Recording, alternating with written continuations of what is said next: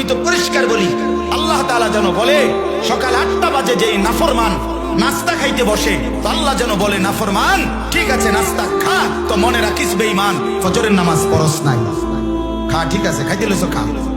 রাত 10টা বাজে যেই নাফরমান খাইতে বসছে, রব্বুল আলামিন ডাক দিয়ে বলে নাফরমান খাইতে লইছো খা, কোনো অসুবিধা নাই আমি আটকাবো না, তবে মনে রাখিস এশার নামাজ পড়স।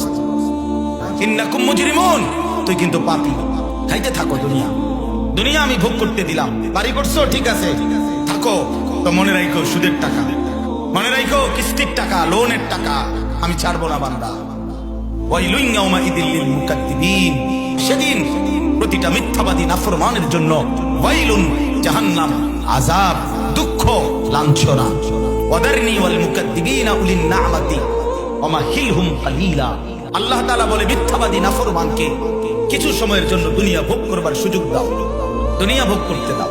দুনিয়া আমি আল্লাহ তাআলার আম দস্তরখান, খোলা দস্তরখান, এখানে আমি কাউকে বাধা দেই না, ডাকলেও খাইতে দেই, না ডাকলেও খাইতে দেই। অনুগত, অবাধ্য, ইমানদার, নাফরমান, কাফের, মুশরিক, আরে ভাইয়া দুনিয়া তো আল্লাহ তাআলা জন্তু জানোয়ার কেউ ভোগ করে, দুনিয়া তো কুকুর বিড়ালও ভোগ করে, দুনিয়া তো গরু ছাগলও ভোগ করে।